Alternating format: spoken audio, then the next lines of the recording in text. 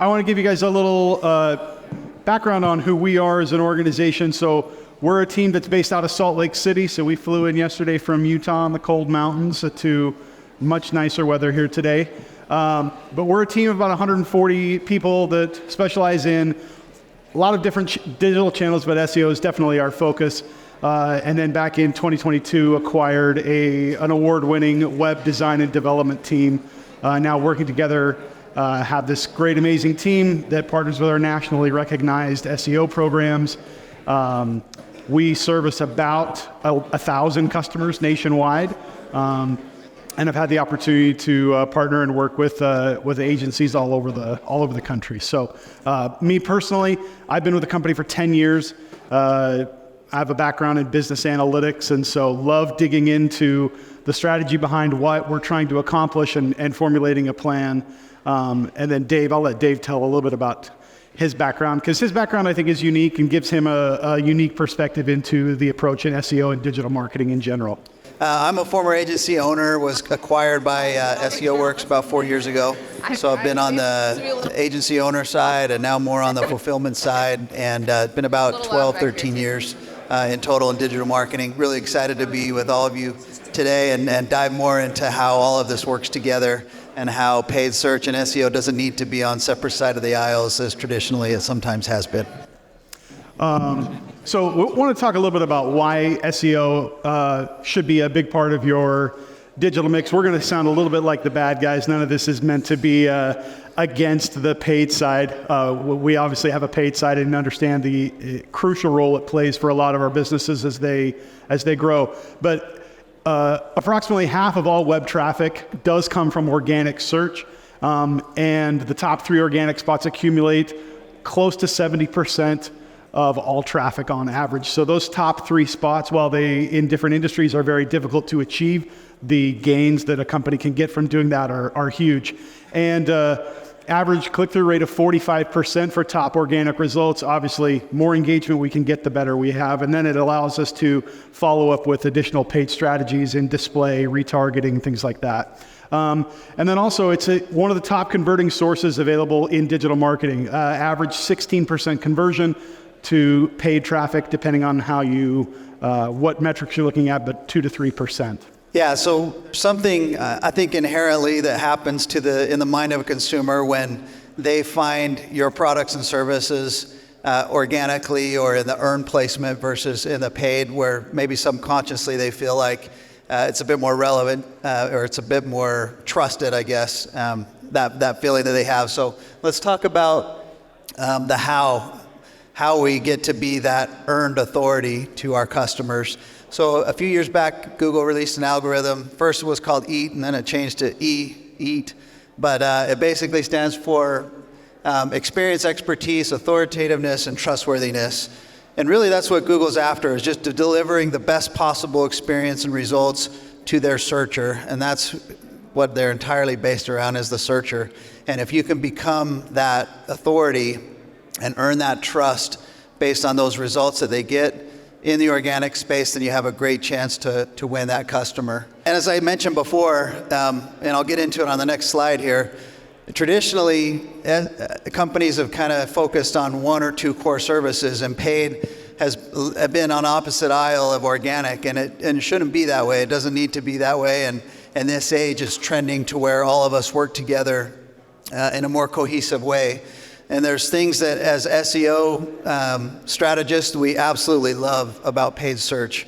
We love how immediate it is, because SEO is a longer play. It takes time to build, and paid search can give immediate results while you're building that organic authority.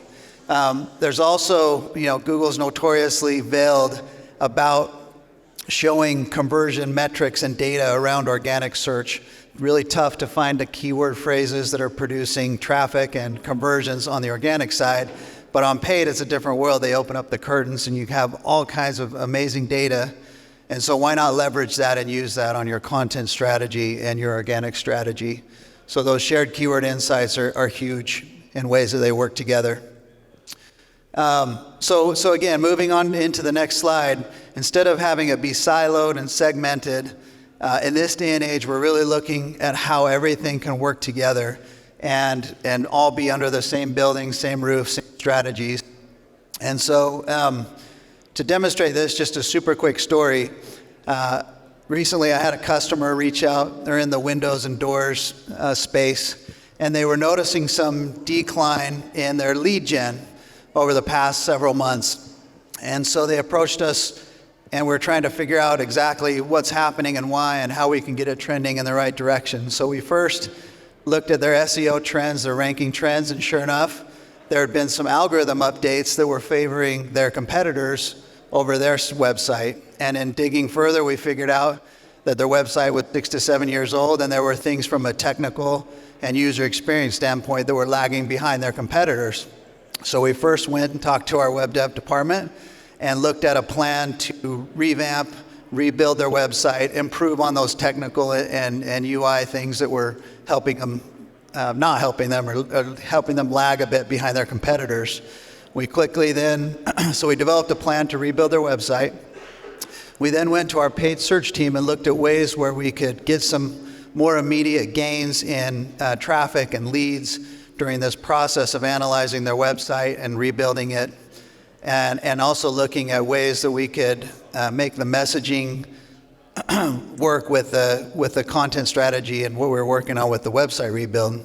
At the same time, we then went to the social media team and programmatic team with an emphasis on, again, looking at new messaging, new design, so everything's matching and cohesive, and then also looking at ways where we could change the messaging from more educational awareness to more lead gen driven, at least in the short term while we were getting this plan rolling out.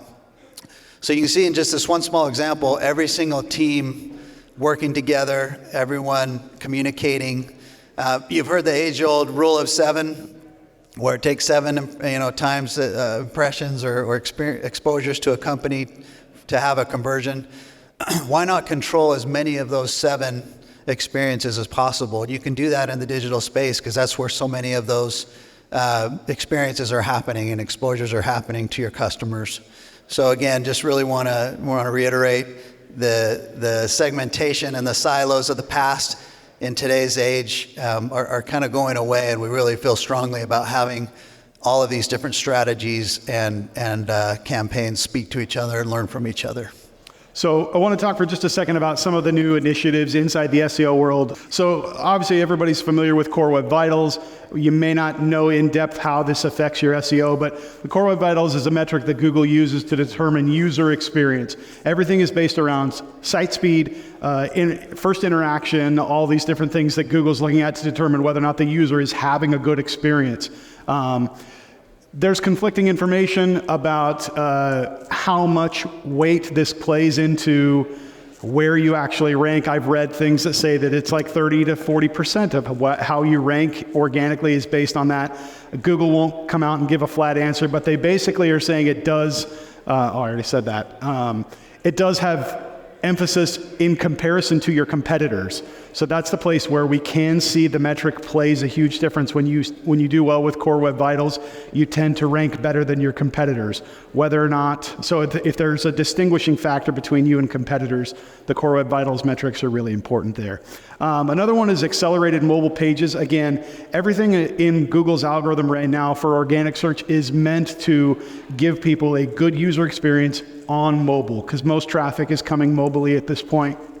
So it's a standard of how to develop mobile websites, and then basically optimize those, how the site loads, how images render, what your how many pixels wide your tap points are on your website. So the accelerated mobile pages is just basically a standard of how Google is looking for you to develop your website to do that. The search generative experience, this will be a full rollout, more likely by the end of the year, but it can be enabled in your Chrome browser right now. I don't know if any of you would have messed around with this, but it actually will suggest follow-up questions and alternative results for your organic search. It's a pretty cool tool if you are trying to get some general information and you want to know how to go deeper without actually having to go down the rabbit hole yourself. Google will sort of guide you down that path. But it's meant to enable users to get more information from a single search, but you as the actual company that's trying to show up for visibility in the search engine, you have to structure your data on the website in a particular way in order to get access to that. The structure is similar to schema markup for that is already an option that's in place. Last one is zero-click results.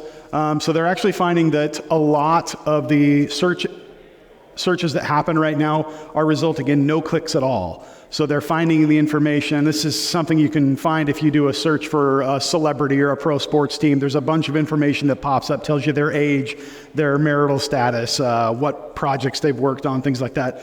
So a lot of times people are finding the answers without ever having to actually click on anything. But again, this is a recipe is another good example for that. But again, this is done through structured data, much how snippets are done for current search results. Again, going with what Dave said, it allows you to become authoritative. It allows you to focus on being an authoritative result for a query. Oops, I'm jumping all over the place here. But again, this is becoming more and more of the search results that Google's providing is stuff that is meant to answer the question without requiring the searcher to actually click on anything. So let's talk about AI, theme of the conference, right? Definitely has a role in SEO and content and strategy. And if you played around with it enough, you know it's very tempting to have AI write all your product descriptions or write a blog or write a couple paragraphs that are optimized for certain keywords. It's rapidly changing the way that we look at content from an SEO standpoint, but we want to exercise some caution. And just as multiple speakers have talked about, it's going to be damaging if we try to let it do our job as content marketers on the SEO side. If we just relax and say, I'm going to leave it to AI to create all my SEO optimized content, we're going to run into troubles. Google is definitely able to, have said that they're definitely able to differentiate between human-generated content and AI-generated content. In the future, who knows, that line may be blurred a bit further. So with our approach to AI content is use the efficiencies that it does offer, because it is amazing what it can offer and from a time efficiency standpoint, but also do not lose the human element and massage that content, put a human stamp on it. It's kind of interesting in kind of informal studies that people are doing. In one particular one that we read about, it showed that human-generated content ranked higher than AI-generated content 85% of the time. It's pretty staggering. So we have to take that into consideration when looking at how we can use AI from a SEO standpoint. And we know that content is one of the core pillars of SEO, content, technical, backlink building. And with backlink building, it's obviously trickier. Maybe the content part of it, AI can help with, but you need a massive content network in order to build those high authority backlinks.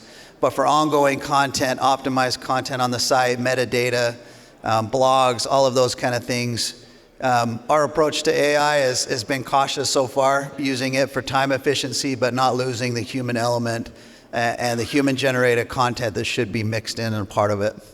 So there was a really cool study that Neil Patel's group did on AI-generated content, where they actually took a bunch of different websites, they produced a bunch of content, some of it AI-generated and some of it human-generated. And interesting thing he found is that it took on average 69 minutes for human content to be generated that they could post. And with AI, it took 16 minutes to generate content. But then over a long period of time, over a 5-month period of time, the average amount of traffic that each one of those contents produced is staggeringly different. The human-generated content produced on average 283 clicks, where the AI-generated content only was producing 52. And so that study actually goes in and talks about it. His study says that it's 93% of the human-generated content ranks higher than the AI content 93% of the time. The actual I was low. I was low. Lowballing it, but I think Dave's onto something. We have a tremendous opportunity with AI to use it to speed up our process, but if we take the human element out of it, we're going to end up being in trouble. I have a friend who left an agency and decided he was going to go start his own agency, and he went neck deep in AI, and he posts on LinkedIn all the time, and every LinkedIn post starts with, "Hello, friends. Today we're going to delve into the world of XYZ." And then it's just, and it makes no sense. So he plugged stuff into AI, to ChatGPT, it spit out a post, and he just copied and posted it. I guarantee he didn't read it, because it makes no sense at all. So we just have to use common sense. And I know that's a concept that everyone in this room knows it has to be done as we use and integrate AI into our processes. But I think with search engine work, because it is so focused on the content, we have to be extra cautious there. So just summaries here. I think organic is still long-term one of the best investments for customer acquisition. While it is the long-term play for most of the customers we work with, in the long run, it ends up being a great investment for them on what they're doing here. And I would add that, in today's journey, it's anything but linear. The customer's journey is jumping all over, bouncing all over. And that's why it's so important to recognize all these different strategies, the paid side, the organic side, and to just communicate between, have these systems and strategies learn from each other, and for the overall maximize the performance. Yeah. And Google's constantly making changes to how they recognize AI in search engine work. So we have to be cognizant of the fact that they're changing the game all the time for us, which it's a story of all of our lives in marketing, that Google rules the day for us. We have to follow their guidelines. But with AI, they're being extra cautious with it, and they want to make sure we're being good stewards of that technology as well. And the last one is just AI is not taking over. I know everybody's emphasized that. I've been appreciative that everyone has talked about that you have to stay involved as a marketer. You have to be paying attention to what's happening, because while it provides us opportunities to work more quickly and more efficiently for our customers, there's the danger of letting it take over and do the work for us. And then I think we lose quality, and ultimately we'll lose that trust, not only from Google, but from our customers as well. So. Yeah, we want to thank you for inviting the SEO guys to join with all of your awesome paid conversations that you're having. We're not strangers, we shouldn't be. So come say hi to us. We'd love to have further conversations anytime. And thanks again.